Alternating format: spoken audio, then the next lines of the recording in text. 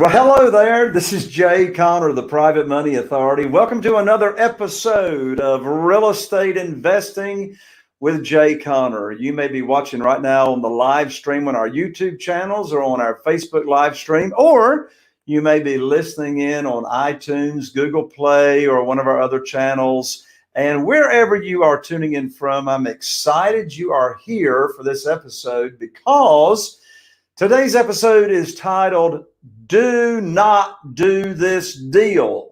Do not do this deal.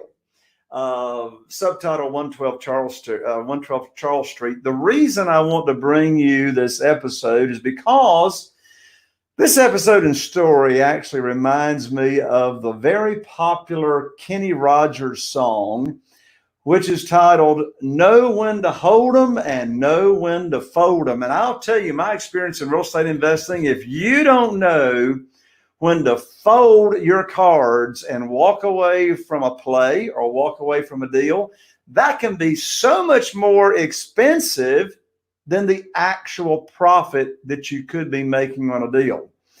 I mean, some of the most important lessons that I've learned since investing in single family houses since 2003 and rehabbing over 400 houses is that you need to know when to walk away. Do not fall in love with a deal just because, I might be having a deal. In fact, this story I'm going to share with you on 112 Charles Street, when you first look at the numbers in this deal, it looks like there's a spread of a potential $100,000 in this deal.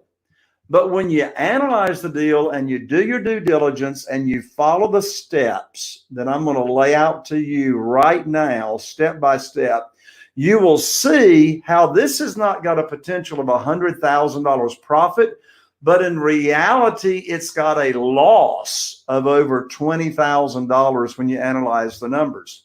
So before I dive into this deal with you, for those of you that are brand new to Real Estate Investing with Jay Conner, here on the show, we talk about all things real estate investing, how to find deals, how to get them funded without relying on banks or mortgage companies or your credit, how to sell houses fast, how to automate the business. And here on the show, I have amazing guests most of the time. We talk about all kinds of real estate. We talk about storage units, we talk about land deals, commercial deals, single family houses, and everything that relates. Now, if you happen to be, by chance, be tuning in on the live stream right now, go ahead and tell us where you're tuning in from right now. Type in your city and state and say hello to everybody. Leave a comment, leave a question. As I go through this deal, if you got any questions and you're actually tuning in live, go ahead and type in your questions and I'll get your questions answered. And if by chance you are listening to the show either on iTunes or Google Play, be sure to subscribe, rate, and review on iTunes. I really appreciate you subscribing. Also, if you are watching on YouTube, be sure and subscribe and tap that little bell so that when we go live, you'll be notified and not miss out on Real Estate Investing with Jay Conner, the guests that I have on here, and the fantastic information and training that we provide absolutely for free in this world of real estate investing and education.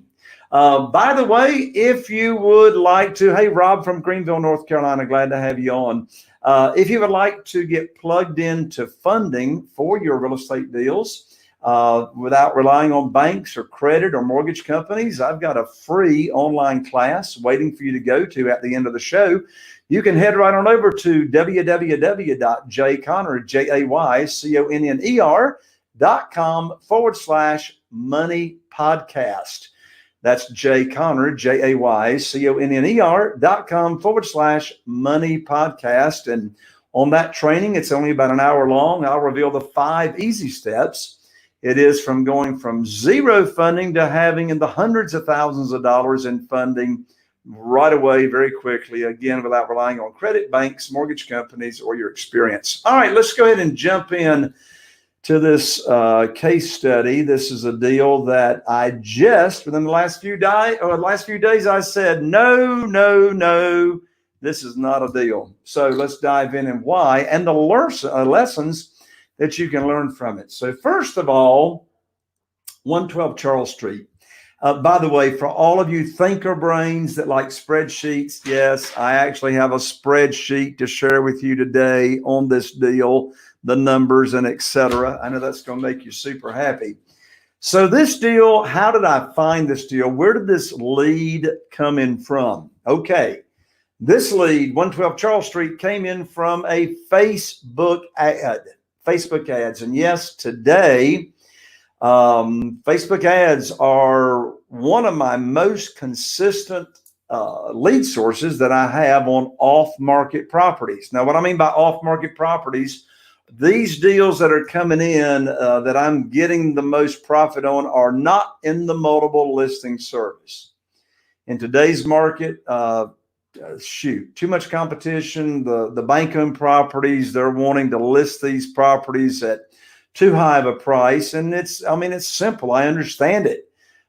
Supply and demand. I mean, right here in Eastern North Carolina, in my hometown, Newport, zip code 28570. It's got about 25,000 people in that zip code. There are less than 10 houses on the market priced under $200,000. And I'm talking a 1,300 square foot single family house. And our months of inventory on the market is only 2.4 months. What that means is if nobody puts their house on the market in the next 2.4 months, we're going to be sold out, have no inventory. As of last week in that zip code, there were only 152 houses on the market, and over 90 of them are under contract to cash out. I've got 3 houses right now under contract to cash out. One of them I just put on the market this past weekend, and this morning it is under contract at full price offers. So the reason I share that with you is that's why we cannot rely on homes or houses or properties in the multiple listing service to find our deals. We've got to have marketing in place for off-market houses. What's an off-market house? That is simply a property that a owner or a seller does not have it listed in the multiple listing service. And quite frankly, they may not even know that they are actively seeking to sell the property. They don't have it listed in the multiple listing service.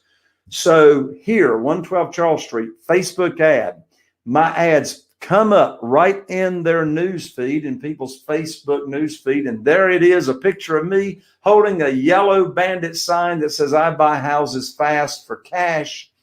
People respond to that ad. They fill out their information. And what happens in step number 2 of this scenario? Well, they fill out the information, and their information, their contact information, and information about the property is then automatically sent to my team. Well, who's on my team?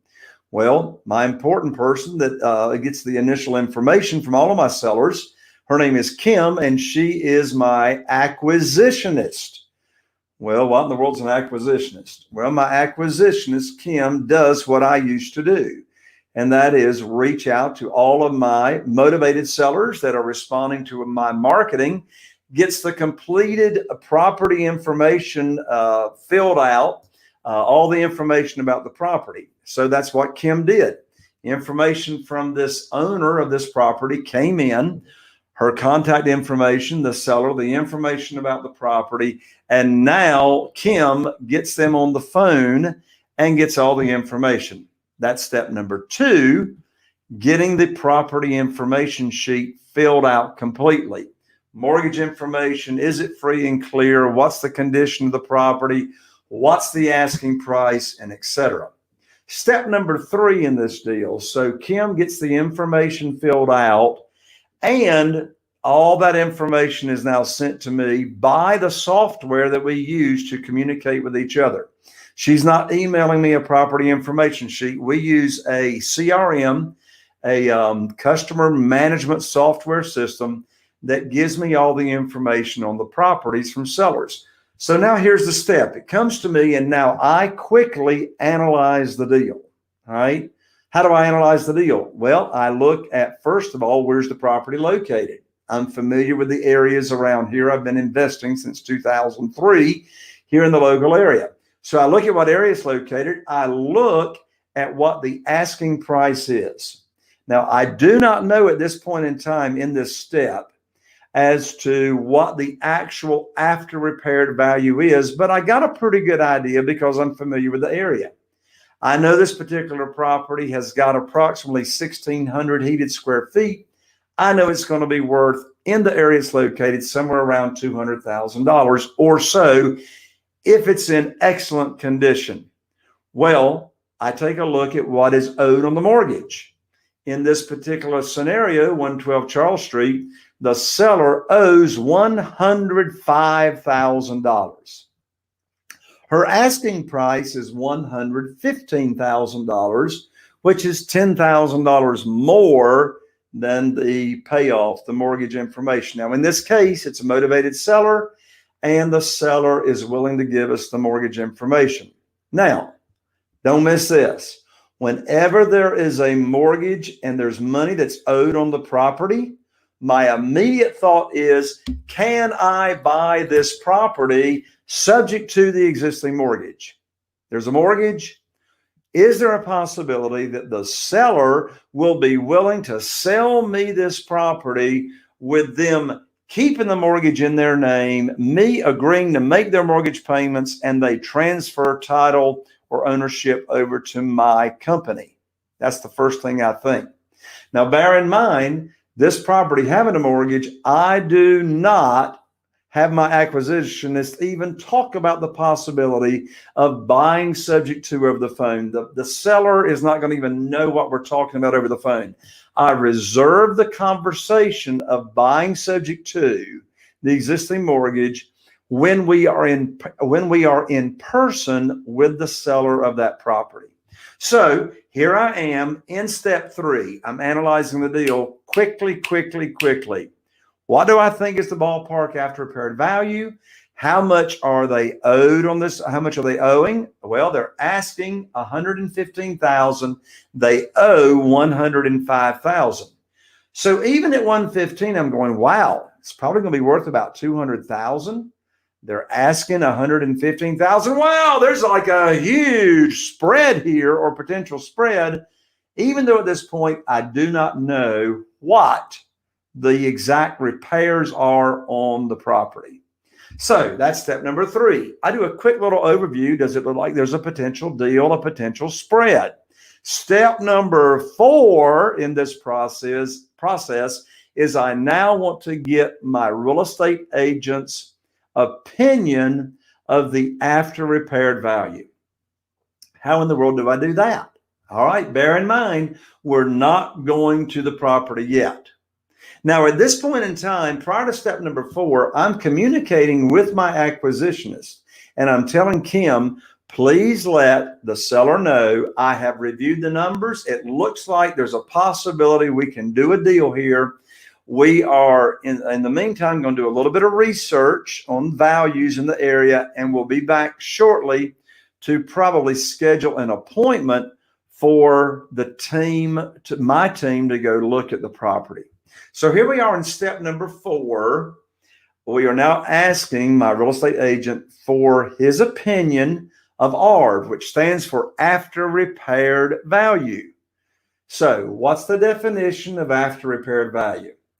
In my world, the definition of after repaired value is the home is going to be in absolutely drop dead, gorgeous, ready for Southern Living magazine pictures. I'm talking granite countertops, stainless steel appliances, all new interior paint, new exterior paint if it's paint on the exterior, painting the garage floor with brand new concrete paint, new floor coverings with luxury vinyl plank, new cabinets.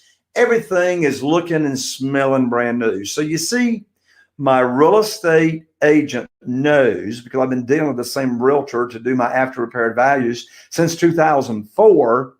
My realtor knows what kind of condition my home will be in if I buy it and then I get ready to sell it.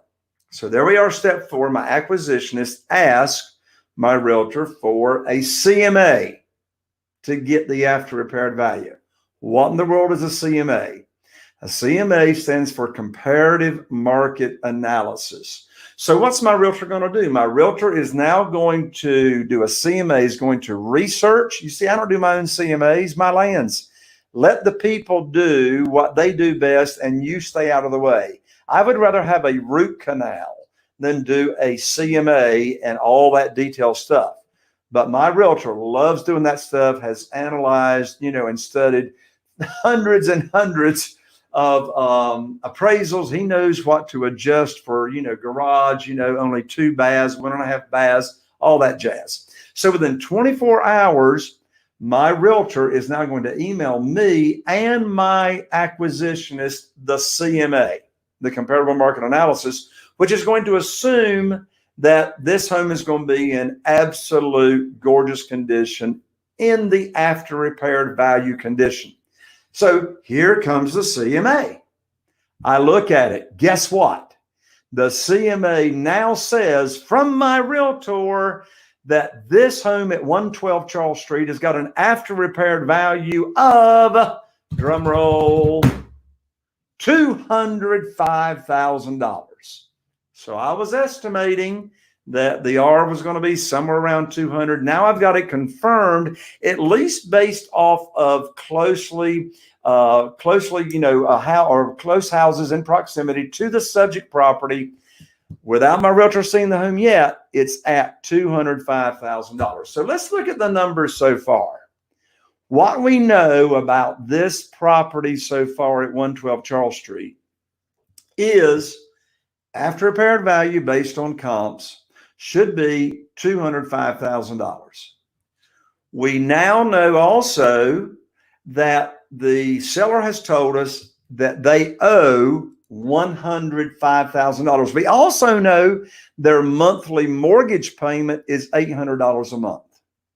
We know the seller's mortgage payment is $800 a month. I already know if repairs are not off the chart, I can get a positive cash flow by charging $1,200 a month to a rent-to-own buyer in this area.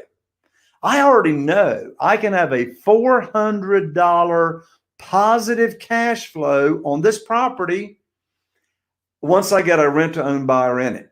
So we know the after repaired value is $205,000. Prior to my realtor actually going and looking at the property, make sure we don't have any ugly neighbors or, ugly properties next door that would reduce the value.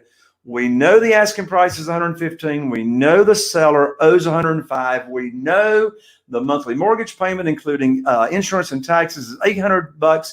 We know we can rent it out on rent to own for $1,200. That's what we know so far. Sounds like it's worth going to take a look at it, right? Now, what's the next step? Next step is step number 5. Let's go look at the property. It's now time for the team to go look at the property. Why do we want to look at the property? The objective, the reason we're going to go look is for two sole purposes, 2 reasons. Number 1, estimate repairs. I have no idea yet, really. I have no idea yet as to whether this is a deal. I know it's a potential deal. Look at that spread we're looking at, right? My land's big potential spread, but I have no idea really if this is a deal because I have no idea what the repairs are. So how are we going to do that? Well, I happen to be in town since we're not traveling very much these days. And so I'm going to go with the team. Who's the team? All right. My team are the following to determine repairs. I'm going to have my contractor go. I'm going to go, and my realtor is going to go. All right. So my acquisitionist schedules this appointment for the team to go now actually look at this property. Bear in mind, we haven't gone to this property. We haven't drove by this property. We're letting the data make the decision as to whether we're even going and looking at this property. Okay. So here we go. Step number 5, we're going to look. So we get to the property. And now we are estimating repairs. The owner of the property, the seller is there, and we look around. Well, come to find out, this property, this house has still got damage to it from Hurricane Florence. which goes back almost 2 years ago. Now, not bad. I mean, it's already had a new roof put on it. It's got a new HVAC, but there's still, I mean, there's been no cosmetic work on the inside. We still got leak stains on the ceiling. I wish I had pictures to show you. There's still a hole in the ceiling of the living room, right? So let me just go ahead and cut to the chase. I go through I have my crew leader, right? You will have a contractor. I have my crew leader go. So we estimate repairs. Now, here's the deal, folks. Here's the deal. This house has only got 1.5 baths. Big problem. Big problem. Thank you, OG, for the feedback there. Great info. Well, hey, OG, hang in there because we're not to the conclusion yet. Everybody hang on. Here we go. This property's only got 1.5 baths. It's split level, and the owner of this property, when they had kids living in the house, they've already converted the garage into heated and cooled living space. They have converted the garage into 2 more bedrooms. So now, as this house currently is, it's got not 3 bedrooms, it's got 5 bedrooms and 1.5 baths. Does that sound like a scenario for a disaster in today's market? In our market, it's like nobody wants 1.5 baths. So me and the team, we've got to figure out a way to convert this house to at least 2 full baths. Here's the deal. In this house, the principal bedroom is upstairs, and the bathroom for the principal bedroom, the private bath, is only a half bath. Oh my lands. And it's only a half bath, and the principal bedroom is not that big. You cannot put a king size bed in this bedroom that I'm talking about. So now we have to approach this property by where we're going to put a full bath. So the best scenario we can come up with is convert the garage that's already been converted into heated and cooled space, convert this garage into the principal bedroom suite with a large principal private bathroom. So we estimate it's going to be $10,000 at least to convert that garage that's already been converted into 2 bedrooms into a complete principal bedroom bathroom suite. That would leave still, see, all the bedrooms are upstairs right now. All right. That would still leave 3 bedrooms upstairs with a full bath servicing 2 of the bedrooms, and then 1 of the bedrooms having the half bath. Then there would be a full principal bedroom bathroom suite downstairs. All right. So here's the math. So my crew leader and I, right there on the spot, we estimate $46,000. $46,000. And that's before Murphy shows up. You do know who Murphy is, right? You know who Murphy is. Murphy is a character that shows up in every rehab you do. Sometimes his relatives show up. Grandparents, cousins, sisters. You have all these unexpected expenses. So I always calculate at least $10,000 in unexpected repairs, also known as Murphy repairs. Yes, watch for Murphy in every property. So I'm already at $46,000, not including the unexpected. So let's run the math. Let's run the math. By the way, before we run the math, I want to share with you my conversation that I had with the seller of this property before I left the property. And before we leave, I always tell the seller that we're going to do our research and we'll come back to you within 24 hours with our best offer.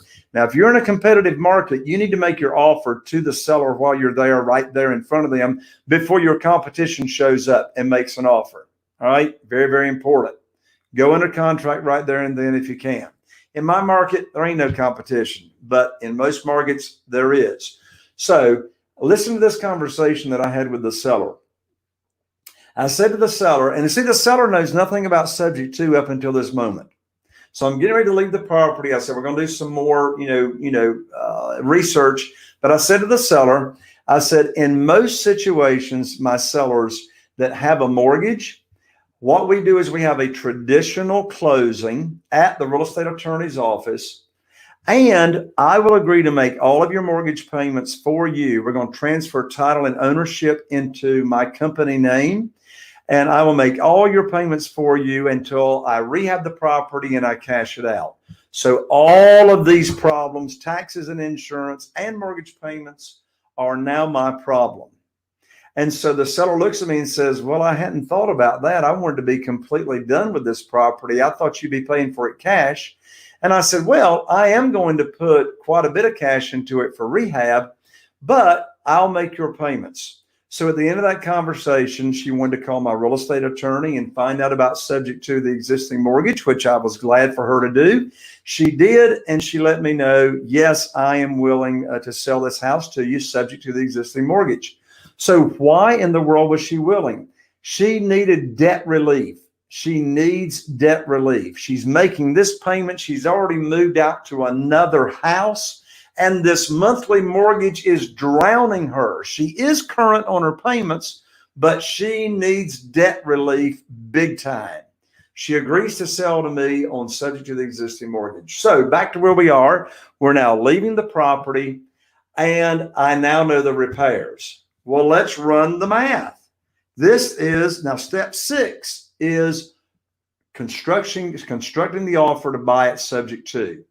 Now let's run the math. Step number 7 is running the math. And what is it that always makes the decision on whether you buy a property or not? And that is the math. What's the math? When you are putting any kind of money in the property, and by the way, I'm not putting $46,000 of my own money in this property. I'm going to use private money to fund the rehab of this house. So I will buy it if the math makes sense. I will buy it subject to the existing mortgage, and I'll use private money in a second position for the rehab. Now, by the way, remember, she's asking $115,000. So let's run the math. The math is the Mayo Formula. What does Mayo stand for? This is the formula you're going to use to decide whether you're going to make an offer and buy the property or not. Here's the Mayo Formula, which stands for maximum allowable offer. Mayo Formula starts with ARV, the after repaired value. The after repaired value, my realtor now confirms while being at the house that we visited, is $205,000. So now we take ARV, $205,000, and using the Mayo Formula, we're going to multiply $205,000 times 70%. $205,000 times 70%. That's your profit that you are calculating into this formula. So $205,000 times 70% equals $143,500. 205,000 times 70% equals $143,500. Now we're going to subtract repairs, $46,000. Well, let's do that. That's going to give us the maximum allowable offer right there, but we never make Mayo. We never offer Mayo. We're going to give ourselves a $10,000 buffer. So let's run the Mayo formula. $205,000 times 0.70 equals $143,500, as I just said. Now we're going to subtract repairs of $46,000. There's Mayo right there. Maximum allowable offer is $97,500. Oh my lands. The maximum allowable offer is way below what the seller owes of $105,000, right? I mean, they owe $105,000. They're asking $115,000. Mayo maximum allowable offer is $97,500, but look, that's not the maximum offer we can make. Remember, we've got to subtract an additional $10,000 for Murphy, the unexpected. So actually, the offer I can only make on this house is $87,500. That's $205,000 times 70%. equals 143.5. Less repairs of 46,000 equals 97.5. Less $10,000 for Murphy, the unexpected, maximum $87,500. And my lands, she owes $115,000. Well, the lessons are not over yet. Hang on with me one more second and we'll be done with this show. So I said, let me get 2 more estimates. So I know my crew leader, we can do it with the crew for $46,000 and an account for an additional $10,000. So what do? I get a bid from a contractor that I know and trust. Look what my contractor's bid was at his cost. $64,000 there at the bottom, $64,680. But look, with his profit, his charge to me is $76,000 plus dollars. My lands, that's $30,000 more than the crew. I had another contractor bid, and look, for all you thinker brains, yeah, there's all the line item budgets. There's all the line item budgets, right? Had another contractor come in at $66,000, so I confirmed that me and my crew were coming in at the best at $46,000. What's that lesson learned? Always get multiple bids just to be sure you're getting the very best deal, right? So there you have it, folks. The math makes the decision. $87,000. And look, that's not even taking into account that half. Well, that does take into account converting the half bath, to a full bath. So I looked at this a different way. I said, look, what if I don't do that garage conversion? Why don't I just, do the rehab and sell it on rent to own? Well, my lands, my repairs are still at $36,000. I looked at doing it on a work for equity. Too much work to do. So we sliced it, we diced it, we carved it up every way that we could. And now step by step, in this example of 112 Charles Street, when to hold them and when to fold them. There you have it, folks, another episode. If you liked this episode, be sure and subscribe, rate, and review. Give us some comments there if you're on YouTube. If you're listening to us on iTunes, Google Play, be sure and give us some feedback. We appreciate all your feedback, and I appreciate you being here. I'm Jay Connor, the Private Money Authority, wishing you all the best, and here's to taking your real estate investing business to the next level. I'll see you on the next episode of Real Estate Investing with Jay Connor. See you on the next show.